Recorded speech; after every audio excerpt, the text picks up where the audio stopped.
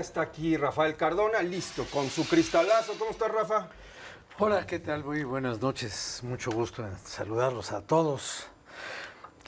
Hace casi 4 años, los mexicanos recibimos una noticia muy halagadora. El entonces presidente de la República, en un gesto un poco teatralizado, sacó un pañuelo. Él decía pañuelito blanco. No sé si estaba blanco o estaba color Cuauhtémoc blanco, no sé. Pero Ahora, ya blanco no es sinónimo de puro. pues en este caso no lo sé. Pero el caso es que agitó el pañuelito como quien desde el andén que va el tren del olvido dijo: se acabó la corrupción. Eso fue en febrero, mes de febrero de 2021.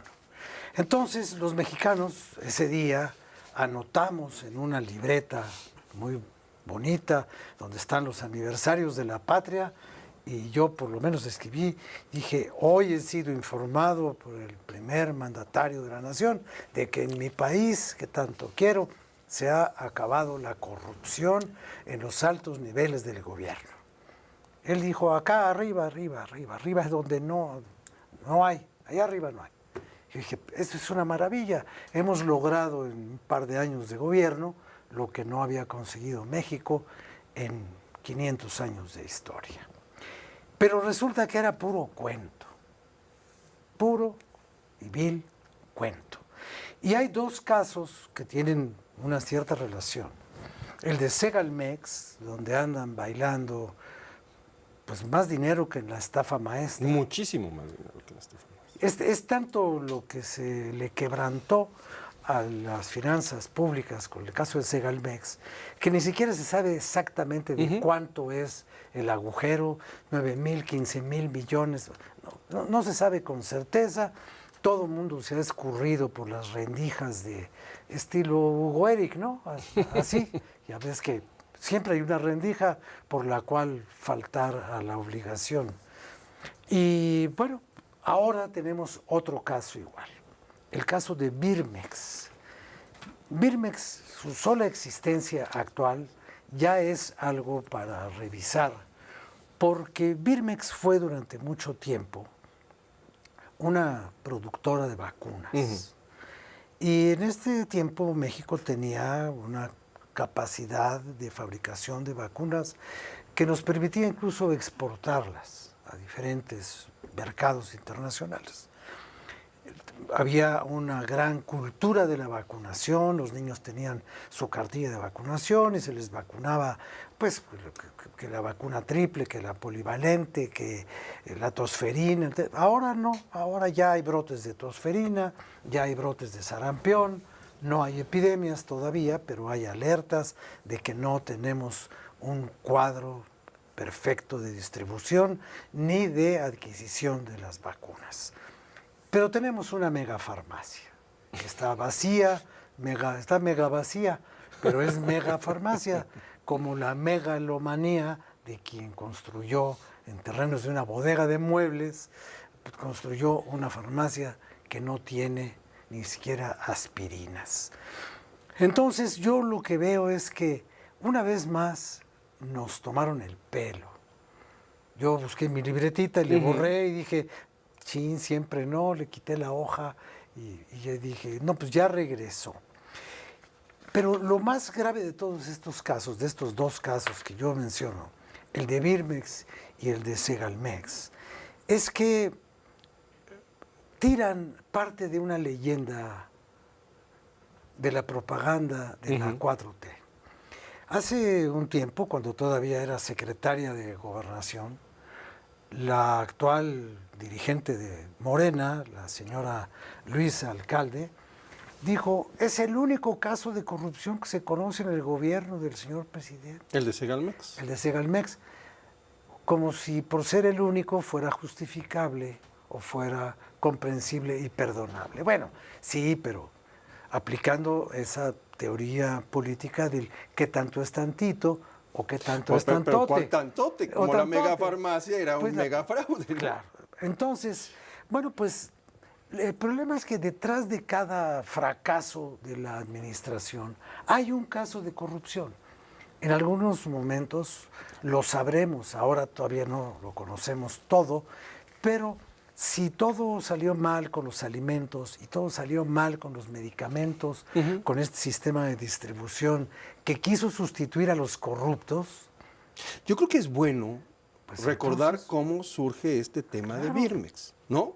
Pues Cuando las farmacéuticas estaban acusadas de estar inmersas en un esquema de corrupción que le costaba miles de millones de pesos al país, y entonces entró Raquel Buenrostro, ¿te acuerdas? Primero entró la Secretaría de Hacienda Sí. a controlarlo todo. Así es. Y después, ya casi al final, se trasladó todo a Birmex, pero todo de una manera tan improvisada.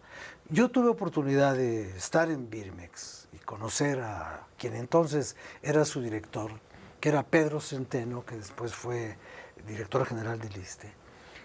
Y él me dijo, estaba la pandemia en ciernes, ya había muchas dificultades para conseguir las vacunas para el COVID. Y entonces él me dijo, con una gran seguridad en sí mismo, vamos a fabricar aquí en Birmex 300 millones de vacunas. Ya no me acuerdo si me dijo 300 o 3,000. Porque vamos a exportar y vamos a vender y que la patria y que esto y que el otro. Entonces todo fue un megacuento. Sí. ¿Y le pega a quién? Bueno, le pega a los alimentos y le pega a los medicamentos, pero fundamentalmente le pega a los pobres. Porque Segalmex es la que se encarga de la distribución de alimentos en una red de comercialización para la gente más necesitada. Las clases medias y otros segmentos de la población, bueno, adquieren sus alimentos en otra parte. Lo mismo pasa con las medicinas, el que tiene dinero las compra, vengan de donde vengan, le cueste lo que les cueste. Entonces, se ataca a la gente más necesitada, que es finalmente en toda mala decisión de gobierno la que termina pagando los platos que no rompió. Y eso es lo que estamos viendo ahora. Entonces, bueno, yo no sé qué podrá hacer hoy quien agitaba su pañuelito blanco y nos decía, ya se acabó la corrupción. Pues sí, no sé qué podrá hacer con ese pañuelo o dónde lo podrá guardar, pero pues que se lo guarde, ¿no? El martes pasado, el subsecretario de Integración y Desarrollo de la Secretaría de Salud, Eduardo Clark, el señor Clark, encargado de esta compra consolidada que no ha podido consolidarse, por supuesto, la 25-26 por los años, reconoció que se compraron medicamentos, 175 claves, con sobreprecio cercano a los 13,000 millones de pesos. ¿Eso qué quiere decir?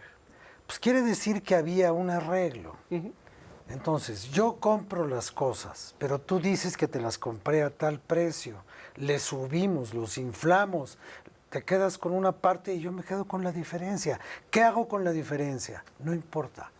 Lo mismo da, la misma corrupción es, si te la quedas en el bolsillo, si te compras un Ferrari y una casa en Miami o en el lago Cuomo para ser vecino de los ricos más ricos, o se lo entregas a Morena y después dices, fue un donativo, fue una aportación, como hemos visto en otros casos de corrupción, de los cuales por ahora no tenemos que hacer mayor mención. Pero ahí está la patraña, ahí está el engaño, ahí está la mentira de un gobierno que mintió de manera sistemática. Hay varios datos en este caso, del que estamos hablando, de los 13,000 millones de sobreprecio y de la compra consolidada. Mario Maldonado, por ejemplo, en el Universal publicó apenas el martes pasado, justamente, que hay la mayoría de las razones sociales que están involucradas en esta compra chafa, a los que les compraron con sobreprecio, pues son solo distribuidoras, carecen de derechos sobre los registros sanitarios de los fármacos y entonces, por esta razón, pues no estaría permitido haberles comprado dichos medicamentos con sobreprecio. Un escándalo verdaderamente impresionante. Un escándalo que llegó a la conferencia de medios que tiene la presidenta todos los días, ahí fue donde habló Clark. Sí. Entonces, esto implica que el gobierno presente ya no puede hacer como si esto no existiera, porque ahí mismo se denunció Sí. lo de los 13,000 millones de pesos. El siguiente paso es que nos digan dónde están esos 13,000 millones de pesos, a menos de que hayan pasado a formar parte de esta difusa contabilidad de los desaparecidos en el país. Pues desaparecieron 10,000, 20,000 personas, y 17 y 13,000 millones de pesos también, que no los encontramos. Se habla de investigaciones a Emaluz López Juárez, quien era compradora de insumos médicos para el gobierno de la Ciudad de México y ahora pues se encuentra en la Dirección de Administración y Finanzas de Birmex. Y bueno, también señalamientos obviamente al director, a Iván de Jesús Olmos, quien dicen que ya se va, ¿no? No, simplemente lo separaron tantito y le dijeron, espérate ahí tantito. Se habla de Carlos Ulloa, Ay, siéntese, vayas al rincón y ahí luego vemos. diputado con licencia y hombre muy cercano a la presidenta para llegar a ese lugar. Vamos a ver en qué termina esto. Ya vimos en qué empezó. Ahora vamos a ver en qué termina. Muy bien. Gracias, Rafa. Gracias, Primitivo. Buenas noches. Pausa y volvemos.